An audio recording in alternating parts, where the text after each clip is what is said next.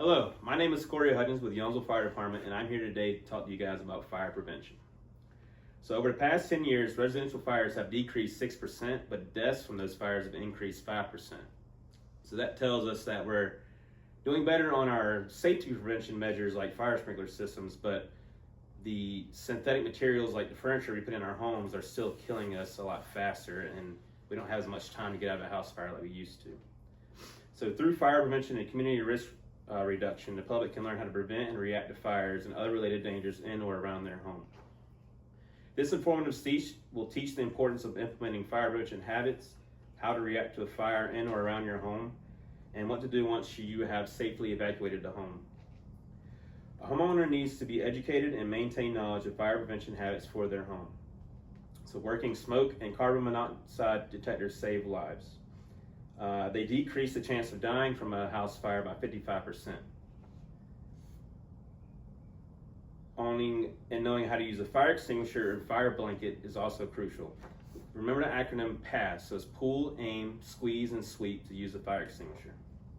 Maintain a hoard-free environment in your home. It will pay off in the event of an emergency. Have an escape plan routed and a backup plan, and practice it with yourself and your whole family. Test your smoke and carbon monoxide detectors monthly. Replace the batteries biannually, typically at daylight saving times. And replace the whole units every 10 years or by factory recommendation on the back of the detector.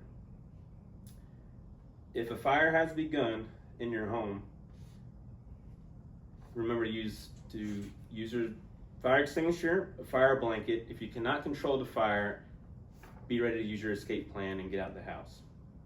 Remember to close doors to rooms when you're not using them, and to sleep with your bedroom doors closed. Isolation from the fire saves lives. Although we can take many steps to prevent a fire, we cannot think that it will never occur. One must know what to do to remain calm in the event of a fire. If it were to happen in your home, you must act quickly to either extinguish the flames if possible or promptly evacuate the home. If you get caught in a smoke-filled room or hallway, stay low. Smoke and heat will rise first, so you have time to stay low and escape. But eventually, if you're not quick enough, it will bank down and you may succumb to the smoke. In the event that your clothes catch on fire, remember to stop, drop, and roll. It's not just for kids, it's for adults as well. If you cannot escape from your room, close the door and any gaps around the door. For example, take a blanket or a towel and stuff it underneath the door. If you have a window in your room, open it and begin waving outside to try and catch the attention of a neighbor or the fire department if they have arrived. Before attempting to open a door to escape, check for heat by placing your hand on the back of the door and swiping up and down, and check the handle with the back of your hand. We do the back of our hand so that we don't burn the palm of our hand if it is hot, so we can still use our hand. If the door can open and it's not hot, open it slowly. If a lot of smoke rushes in at you, close the door back and isolate as far back as you can from the door. Once you have escaped the threat of danger, the job is not done.